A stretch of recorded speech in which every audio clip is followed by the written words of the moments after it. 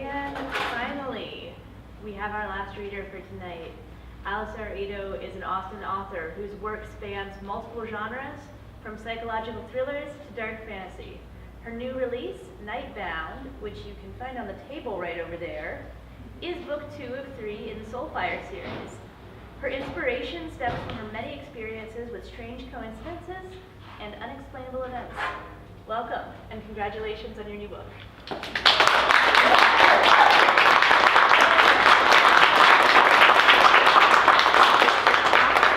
so many of you. Thank you for being here. Look, thank you so much for coming. I love doing these, and I'm glad you guys like coming. So, I'm going to jump right into a section of the book that kind of requires some context. So right now, where we find the characters, they have arrived at an abandoned city named Ronwell. They decided to split up at the gate because that never goes wrong, ever. And basically, they're searching for survivors. What they end up coming across is one of the 4 horsemen of the apocalypse, Disease, or Saurus, as he's named. And they are currently running down a tunnel, and they are finding it locked at the end with him behind them. Verena stared down the empty hall behind them and listened for their pursuer. The crush of breaking rock and the weighty rip and boom of the monster's steps had vanished. Wisps of her hair brushed against Verena's cheek. The touch made her shiver. With her back against the cold stone of the tunnel, she watched the gray day beyond. The light wavered as if a thick cloud might be passing overhead. The shadow deepened. Verena squinted, half expecting to see rain, until the entirety of the light had been blotted out. 2 milk orb eyes spread a dull glow down the tunnel. It had been on top of them. "I found you, mouse," Saurus hissed. Verena screamed for Enra to work faster as the monster's muscles undulated, rearranging the bones of its shoulders to fit down the passage after them. "Go! Hurry!" Verena wailed. Enra took up a rock and began hammering at the unyielding lock. "I'm trying," she grunted between clanging strikes. Saurus filled more and more of the shaft, his grinning, toothy face looming ever closer. "Mine now," he taunted as he slithered towards them. "Mine forever. Mine, mine, mine." The beast's mouth had drawn near enough that she could feel the rancid chuffs of its breath as they ruffled her hair. Verena took in the vomitous aroma with the air for another scream, just when the lock broke open. Enra kicked the gate wide, grabbed the girl, throwing her into the street beyond. Verena went tumbling into the day. Saurus howled in the darkness as Enra charged from the passage to escape. But before she'd made it 5 paces from the door, a long appendage with bulging joints like the knots of a tree shot forth and wrapped the woman's arms to her body. It snatched her off of her feet, smashing her into the wall at the edge of the opening. Enra gulped for air, but the vine-like fingers constricted her chest. "Got one!" Saurus' delight shone in its bulbous eyes as they floated disembodied in the dark. He cackled. She could see the light of day on each one of his shining gray teeth. Verena heard the crack of and saw Enra's face go pale with pain. She scrambled to her feet without knowing what drove her. Verena dove for one of the daggers hanging around the woman's belt. Yanking it from its holster, without a thought, she plunged the tip into the creature's appendage. Saurus bawled, his mouth opening wide to release an effluvium of flies. It pelted Verena like tiny rocks, a few clinging to her arms and neck. Another crack, and the girl knew Enra's ribs were breaking. She tugged the knife from the creature's hand and struck again, this time at the knuckles. More flies pelted her face and hands as she continued to hack at the grotesque phalange. Nothing mattered, just getting the tentacle off of Enra. Blood spattered the front of her dress like tar until finally the piece of Saurus hit the ground. The hand recoiled into the tunnel, and Enra collapsed in a half-conscious heap. Verena abandoned the knife and scrambled to help the woman out of the monster's reach. The insects and wailing faded out as she dragged her inch by inch around a corner. Verena pulled faster and faster until she could set the woman against the wall. Only then did she hear Enra's weak commands to stop. "It's not after me. Don't carry me." A loud rumble announced the fall of larger stones. Verena dared a glance back from whence they'd escaped. Roots, dozens of them, had sprouted from the wall to pry apart the structure. She gasped, "We have to go," and grabbed Enra, starting to drag her again, but Enra grabbed back with a shocking strength for someone so injured.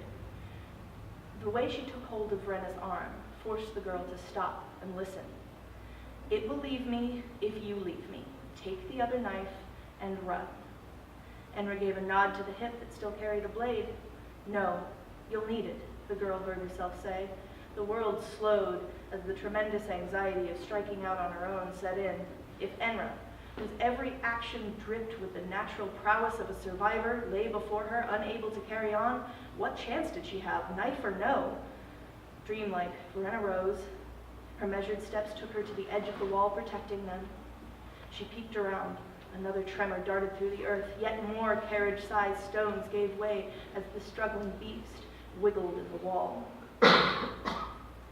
She could see its perfect glowing orbs just beyond the tunnel entrance, and Enra's knife lay halfway in between. She started for it. One slow step into the open. Instinct told her that fewer motions would keep the creature from detecting her. A few more quiet steps. She could hear the beast's heavy breathing as it rested in preparation for its next great push against the stones that trapped it. Its gaze seemed fixed on her, but without a pupil it was hard to tell if it saw her at all. Another layer of stone boomed to the ground. Verena ducked and covered her head, fearing she might be in range. Once the rubble stopped rolling, her eyes darted about for the glint of the knife. She caught sight of the blade, no more than 10 feet ahead.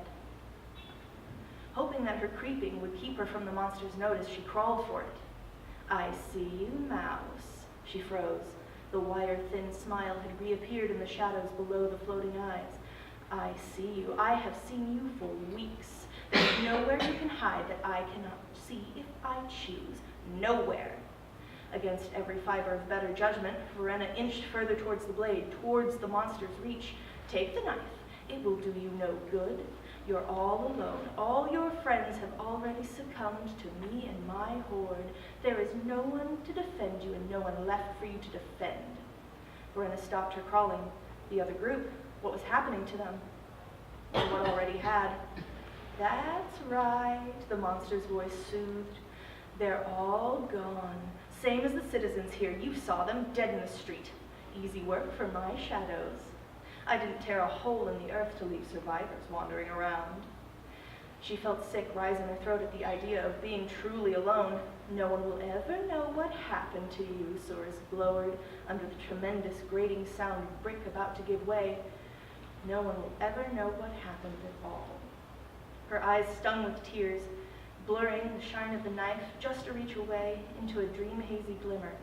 The memories of polished silver, the flicker of the sun on the bird bath she used to watch from her bedroom window, the buttons of her father's waistcoat and her mother's knitting needles. She squinted and shook her head. "Liar," she whispered. "What did you call me?" hissed the beast from the chasm. "Liar," Verena said it louder, her vision clearing of water, just enough for the shine of the blade to grow keen again. She lifted a hand. It hovered ever so slightly in the direction of the weapon. Perhaps they were gone, perhaps they were all gone, but why should she believe it from the mouth of a horseman? "I don't believe you," she breathed. She launched herself for the blade, her hand scrabbling to clasp it until her fingers closed around the smooth hilt. "Then I will show you the truth myself," Saurus roared, sucking in air for another paint-peeling cry. A torrent of flies belched from the dark space in the wall. Verena scrambled backwards, trying to shield her eyes as she floundered to her feet. The sound made her head swim. Her forehead hot, made her clumsy, dizzy, sent an ache through her joints, as if she'd come down with a fever only for the duration of the noise. Just as she managed to gain her balance, an avalanche sounded behind her. The wall that held the monster had collapsed. Saurus reared above the rebel and bellowed again. The whole world spun.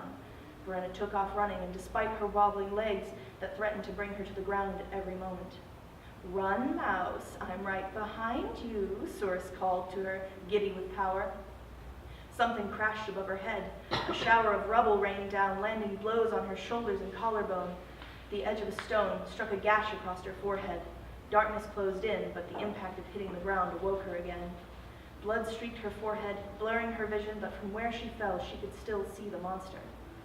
Surus beamed as he readied himself to lob another chunk of masonry. She squirmed from under the pile of fallen debris to his menacing cackle. "What's wrong? Take a tumble?" She heard a whoosh as a new projectile left his gnarled hand. Verena hurried forward as best she could, half blind by blood tumbling down her forehead. A cool shadow fell across her body. She covered her head, expecting to be crushed. The crash of impact sounded a mere arm's length away. The boulder had missed her by nothing more than luck. She rolled to the closest cover she could find, a short wall, only then to discover that it hid a flight of stairs, the battlements. Keeping low, she started crawling skyward, sinking Enra's knife into the cracks to help her onward.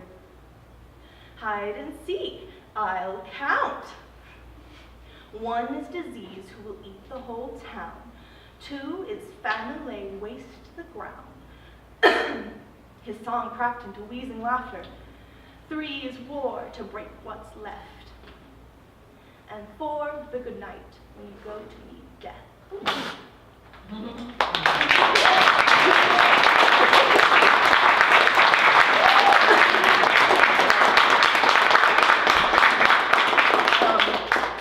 The vocal effects were real, but also I have an announcement, and it's that I will be, if I don't cough again, reading ghost stories live at the Paramount Theater on Halloween night. I'm partnering with the Night Owl podcast.